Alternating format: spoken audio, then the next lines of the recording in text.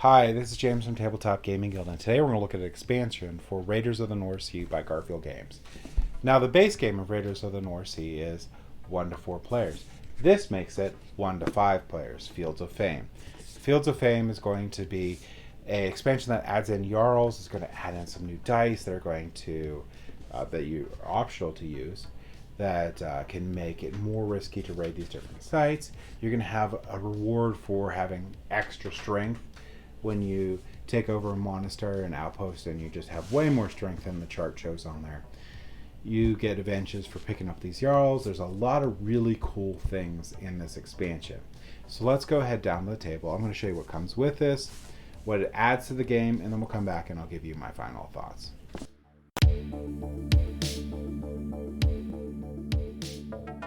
Alright, so this is what you're going to get with the Fields of Fame expansion for Raiders of the North Sea. So just to start off with some of the easy stuff here, you're going to get endgame scoring sheets here to help out, and those can go out to the players to be able to reach and see. You're going to get some more resource tokens. So these ones here are going to be like 5 times for the money, 5 times for the provisions, just to make sure you don't run out of resources.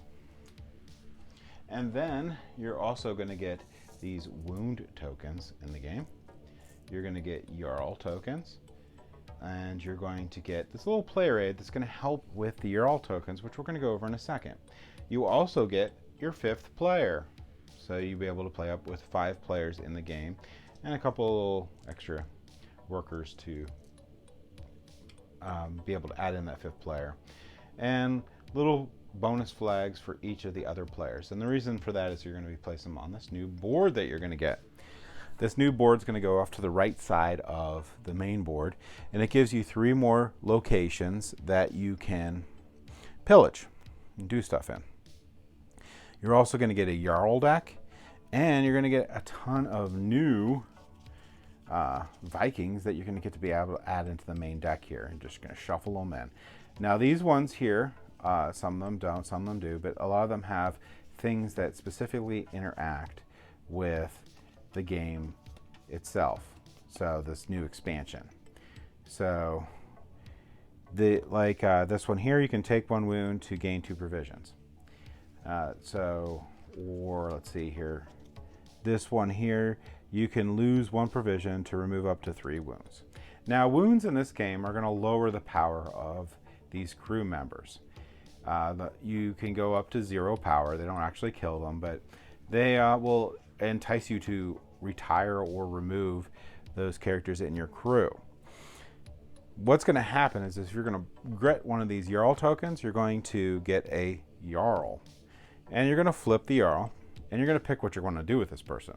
And you get to see on this little handy dandy player guide that you get, you have 3 different choices. You can kill the Jarl, and if you kill the Jarl, then you're going to get 2 fame, which is, this is the new track here, which gives you more points that you can go up or down on, or up on, sorry. Or down, actually, sorry, up or down. You can acquire the Jarl, so it has to be a room in your ship to pick them up, or you can run away from the Jarl. So if you kill the Jarl, so you're going to have to take the strength right here, which is 4 through 6 for these different cards. And you're going to add 1. So you need to have 6. You're going to take 6 wounds. And you're going to put those wounds on your people that are in your ship. And that'll lower their power. If you can't take enough wounds to cover this, then you can't take the Jarl. If you get the Jarl, you can't kill the Jarl. If you kill the Jarl, you'll get the bonus here. So this is game 1 livestock. And you'll also go up on this track. So you'll go up 2 on this track. If you want to capture the Jarl, you need to pay 1 less in wounds. So this will be 4 wounds that you're going to take, and then you also have to pay the coins on the left. And once he goes into your crew, or she, you're going to gain this ability on the bottom, and as long as it's part of your crew. And most all these are going to be, I think all of them pretty much are going to be extra victory points that you can get at the end of the game. The last thing you can do is run away. And if you run away, you're going to either lose one of these fame here, or you're going to lose from the yellow track on your board. And that's it. That's basically what the Jarls are going to do for this game. There's a couple other things we're going to go over real quick. One of the most important things that you can go with that I think is really cool is you can change out your existing dice with these dice. And what these do is they're exactly the same except for, and they also look cooler, except for on some places you can actually hit the Valkyrie token. So I'll get 2 extra power, but I had a Valkyrie symbol, so I have to lose someone. So these are nice because they add a little extra gamble to going to areas where you could actually lose people in these raids beyond having a Valkyrie token there. So I sort of like that idea a lot. You don't have to play with these. It's just a choice for your group. And always, the main point of the game is to be fun. So if players aren't always enthused about this and want it more like a Euro with less of the luck portion of it, then they probably don't want that. Now, another really cool thing, as you can see from these little small numbers on here, before if you go to a fortress or whatever and you hit the number of strength before you get there, you're like, why am I even rolling? Well, in this one, if you roll over the fortress strength in enough, like if you roll 4 over, you're going to go up on this fame track once. If you roll 8 over, you're going to go up the fame track twice. If you roll 12 over, you're going to go up the fame track 3 times. So this is an additional thing to make having more power and rolling those dice more meaningful in the game. So let's go ahead back up to the table here and I'll give you my final thoughts on this expansion. So I really, really like this expansion. It's really good. I mix it into the base game and I'm probably going to keep it. It's not much more to teach to a new player. It's just a couple extra little steps on there.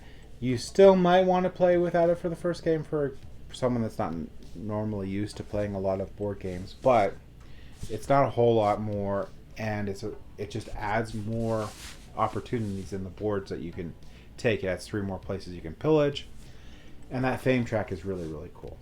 I really like that you can now have a little bit of a boon from having so much power that going to the monster, you're like, why am I even rolling? Because I have the exact power to max that, or going to Outpost, I have the exact power to match that. Now it matters if you roll because you can get a couple extra fame points up on the track. Adds a ton of new Vikings to the deck, so it's really, really nice.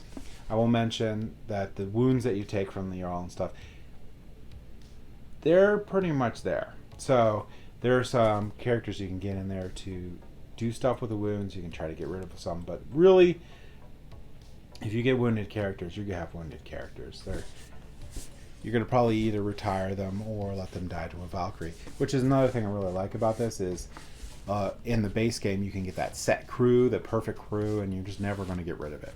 In here, when you start picking up those Jarls, you have to be like, wow, I love my perfect crew, but I'm going to have to retire some of these people or get rid of them because they're just not any good anymore because they took so many wounds. But you have that Jarl that gives you that can give you tons of points at the end of the game. So this is a really cool bit of strategy that this adds. Like I said, not much more complexity to the game. It does add some more complexity, but it gives you more options throughout the game, which I think is really good. So I really love this expansion. If you're fans of the Raiders of the North Sea board game, I highly recommend picking this up. So that's my thoughts on it. Thank you for watching.